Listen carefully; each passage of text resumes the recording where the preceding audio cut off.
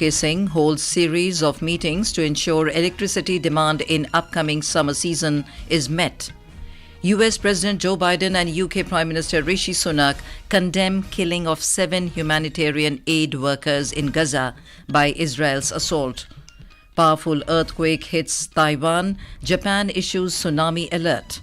And in IPL cricket, Lucknow Super Giants beat Royal Challengers Bengaluru by 28 runs in Bengaluru. And now the news in detail.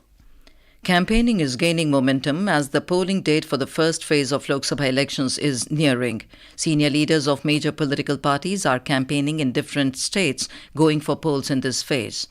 Prime Minister and senior BJP leader Narendra Modi yesterday addressed election rallies in Rajasthan and Uttarakhand. During his address, Mr. Modi said that this is not a general election, but the election of a developed India. On the other hand, Congress State President Govind Singh Dotasar, former Chief Minister Ashok Gehlot and senior party leaders addressed nomination rallies of party candidates in Pali and Jodhpur. Senior BJP leader Amit Shah also led a roadshow in Channapatna yesterday, that is a part of Bangalore rural Lok Sabha constituency in Karnataka. Karnataka Chief Minister Siddharamaiah also addressed media persons in Mysuru yesterday. In Madhya Pradesh, a total of 27 nomination papers have been filed by 21 candidates for 7 Lok Sabha seats in the second phase. Elections on these seats will be held on 26th of April.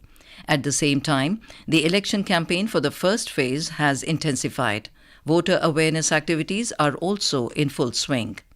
In Madhya Pradesh, the campaign has started gaining momentum after the arrival of star campaigners. BJP National President JP Nadda addressed several meetings in Jabalpur and Saidul yesterday. He said that the last 10 years under the leadership of Prime Minister Narendra Modi have been dedicated to the good governance and development. Union Minister and senior BJP leader Smriti Irani will campaign in Khajuraho today, while Union Defence Minister Rajnath Singh will campaign in Singrauli and Sindhi on April 6. On the other hand, former Chief Minister and senior Congress leader Kamal Nath addressed a public meeting yesterday in Pandona under the Chhindwara parliamentary constituency. State Congress President Jitu Patwari took charge of campaigning in Jammu and senior Congress leader Jayavardhan Singh in Shivpuri. Sanjeev Sharma, Akashvani News, Bhopal.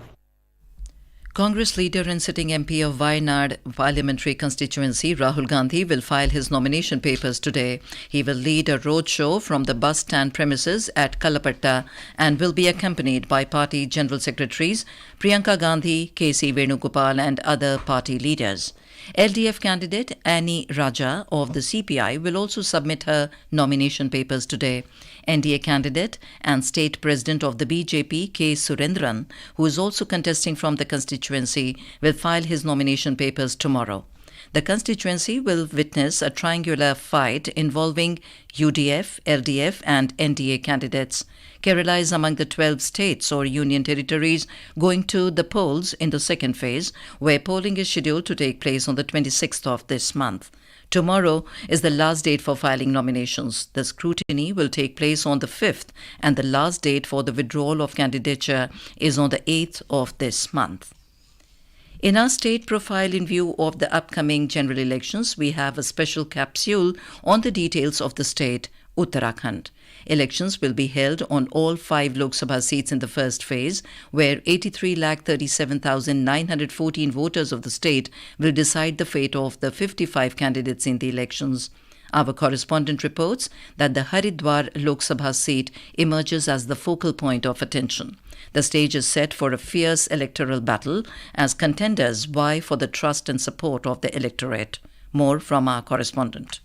The Haridwar parliamentary constituency is gearing up for a high-stakes electoral showdown with a record-breaking 14 candidates throwing their hats into the ring. Among the key contenders are Trivinder Singh Rawat from Bharatiya Janata Party, Virender Rawat from Congress and Jamil Ahmed from Bahujan Samaj Party. 7 independent candidates, including MLA Umesh Kumar from Haridwar's Khanpur Assembly seat, have made the election more interesting by staking claim on this seat. A total of 21 candidates filed nomination from Haridwar parliamentary constituency, out of which 7 nominations were found incomplete and subsequently rejected. It may be recalled that there are 14 assembly constituencies in Haridwar Lok Sabha seat and 20,35,720 26 voters will decide the fate of the candidates in the election. To facilitate seamless voting, authorities have established 2,318 polling stations across the Haridwar seat, ensuring accessibility and convenience for voters on election day. In the last Lok Sabha election, Dr. Ramesh Pokhriyal Nishank of the BJP emerged victorious from this seat. Sanjeev Sundaryal, Akashvani News, Dehradun.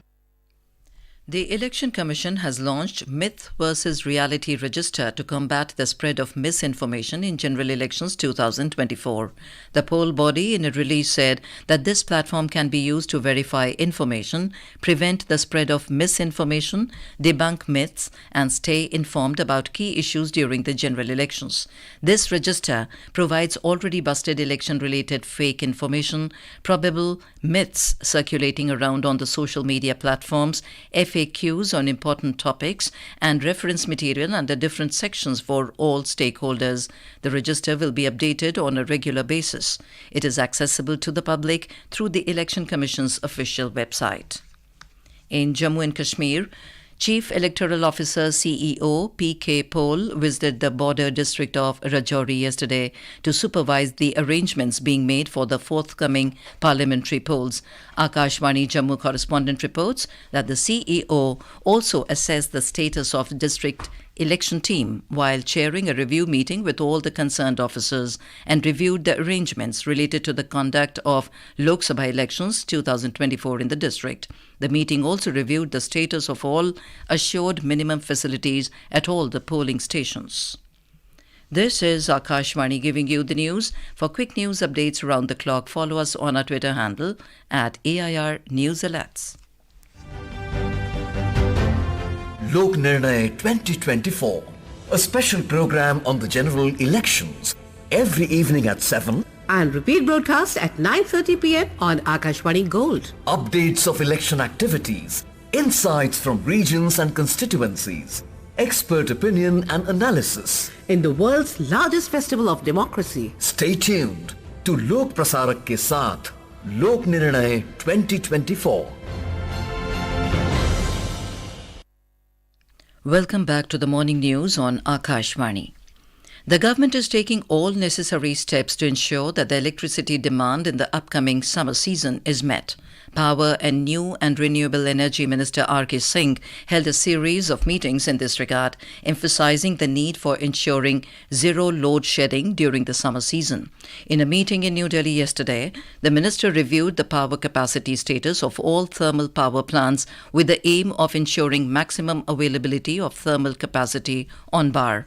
The minister also held a meeting with the generation companies and reviewed the status of 5.2 gigawatt of non-operational thermal capacity.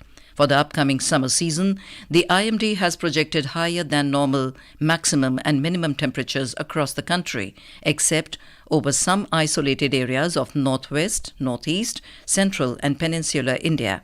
The electricity demand would also be higher than in the previous years.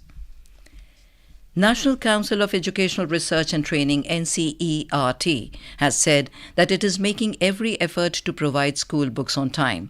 In a social media post, it said about 33 lakh books of classes 1, 2, 7, 8 and 10 and 12 have been printed and delivered to bookshops.